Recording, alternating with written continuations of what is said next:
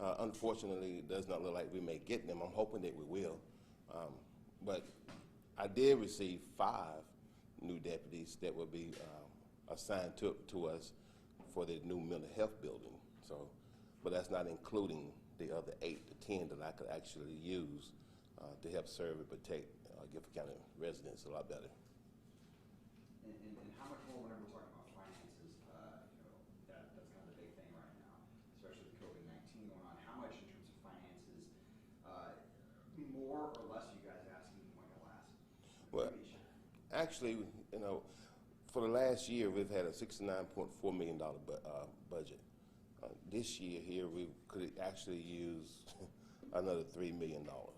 That would help us with the COVID-19 that we've been dealing with over time, the protests that we've had, which has been good. We've had no major issues, but we have to still yet put overtime in. We need the manpower. We can utilize the manpower for things such as that. You never know what's going to come. The unseen is what is the most frightening piece of being in law enforcement. Okay. So people have been messaging us, Sheriff, and saying this new armored vehicle that you have, why do you need something like that? Since I've been the sheriff of Guilford County, we have had 5 deputies shot. If we would have had the Rook machinery that we ordered, I don't believe that we'd have had the deputies shot. I believe that we might have been shot at, true, but the machine actually protects the deputies and actually anybody else that's around. This has a shield, protective shield, that they can actually hide behind, and the Rook itself can go up to 2 to 3 stories. For instance, we had a case back in October where the young man or the suspect was up on the 2nd floor. If we had that particular machine, it would have helped us get to him a lot easier without having to come in on the ground floor and not knowing what was going to happen or not knowing what was going to happen. So it kind of gives, I like to believe it gives us a little bit more advantage for safety. Not the advantage to abuse anybody, but the advantage to be safe. When you hear about this movement to take money away from law enforcement and reallocate it somewhere else, whether that's the mental health services or another avenue, what is your view on that? Because obviously you've been outside, you've seen the protests, just like we've all been outside, seen the protests, heard what people are saying. What is your response to that, and what is your view on that? Well, I think a lot of times it comes with education. A lot of times the general public does not understand that just because law enforcement purchase a piece of machinery or have funds, that we just cannot take funds that's been designated to go one location to put it into maybe the school system or education. There's certain things that we can utilize certain funds for. As we've seen the protests that went on, I believe that it's important that we continue to move around through our communities and educate and talk with people and find out what they need, what they're looking for, what are their concerns. Every community, we in Guilford County, which is a large community, every community that is diverse with different cultures or races, it's different. Everybody speaks a different language. So we have to learn to get around and move around and find out what's going on and what is their concerns. So how can we help do that? I believe we can utilize educational tools that we do have funds to put in place, but certain things we can use the funds for and certain things we can't use the funds for. Hopefully that makes sense.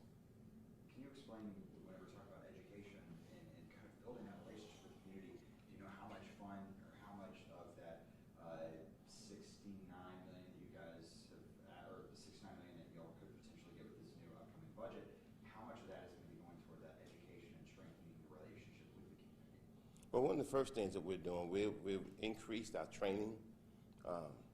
want to make sure the men and women that works with Guilford County Sheriff's Office get the best training, diverse training. The training to learn how to deal with people throughout the community. The new hires that we have, we send them to the basic law enforcement training now. So they go to school, get into the school. As they go to school, they come back and they actually work the job. The funding piece of it can run anywhere from $1,600 per individual to be trained through basic law enforcement training, to where we may have in-service training, or we may send them off to schools that may run anywhere from $1,600 to maybe $3,200 per individual. So it kind of varies.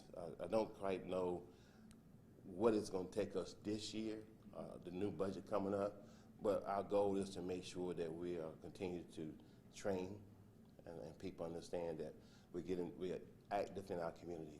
And I mean, we have our community resource outreach team that's out throughout the whole entire community. Things like this here, press release, press conferences, help bring education where people can see and hear. And we receive emails all the time. So my legal team responds back, my communication team responds back to emails that we get, that we can respond back to. Okay, we have about 4 minutes left. Sheriff, why do you need those 5 new deputies? Is that, I mean, you mentioned a safety issue because of the new $300,000 armored vehicle. Those 5 new deputies, I mean, is that necessary? Is that a necessary thing that you guys need right now? Well, we need the 5 new deputies for the new mental health facility building that's going to be opening up around about February. So they'll be assigned to that particular location because we have to continue to make sure we have 24/7 coverage. But we actually need 8 to 10 new deputies to join our team so we can actually have better coverage. We can do some other things where we can be very totally active throughout Guilford County as a whole. Do you think that the county's going to give you the manpower now with what you need? I'm going to say I believe the county would love to give me the manpower that I need. I'm going to sit back and hold on to that for a second, if I may. Okay. And again, can you one more time go over exactly how much more money you're asking for this year than last year? Well, actually, it's about $2 million more. We'll love to have. Where we get it, we already know they've already taken monies from our fleet. So instead of having $1.5 million that we get every year for fleet, we will only have about $350,000 this year. So we have to make do with what we can. And what sort of impact, if you're not able to get these new deputies, if you're not able to get the amount of money that you guys are asking for, what sort of impact did that have on the community as a whole? What impact did this have on your responses? Well, the first impact is that it taxes our deputies. It does, and they've done a phenomenal job. You see someone behind me. This is our CERT team. When they are called out, they come out. I mean, we have a job to do. Mental health is real, I tell people. We need to have the necessary manpower that we ask for, that we're asking for, to make sure that we do not wear down the mindset and the physical bodies of those that are working long hours. We had some that did not have any days off due to the protesting. So it's a lot. But we need those bodies, and actually I need more than 9 or 10. But we take that and work with that. But if we don't get it, then we have to do what we have to what we've been doing, and try to make sure we can make things work. Real quick, could you talk about first off this new mental health facility that people may not know, and then second of all, how many road deputies do you guys have out at any given time? At any given time, I have 24 to 32. Okay. And a lot of times that's overtime deputies working overtime. The mental health facility, it's a new facility, 24 hours, 7 days a week coverage, where they actually will have, they do the evaluations, they have beds there, I do believe, and we'll just be responsible for making sure that we're there for safety and to make sure that we're there to serve the public the way we need to. All right, thank y'all for coming Is out. there anything else that you want to add before we go? I just want to make sure if you have the opportunity, if you want to add anything else. Anything the public that you really Oh. Anything you know? Well, one of the first things I like to say is that I want to thank those that protested in Guilford County and the peaceful protesters. I want to thank them for what they've done. I understand that some said they didn't see me out and about. Just because they didn't see me didn't mean I wasn't around. But it's good. Our goal is to make sure that we continue to be engaged in our community, listen to them. We have a new program that we're bringing together that we've been working on for over a year, and it is a citizens advisory panel or board.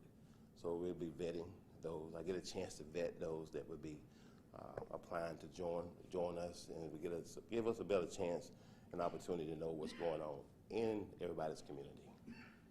Okay? Thank you. All right, thank you all. Thank you all. You good? Want some water? Hold on to that one. Not over the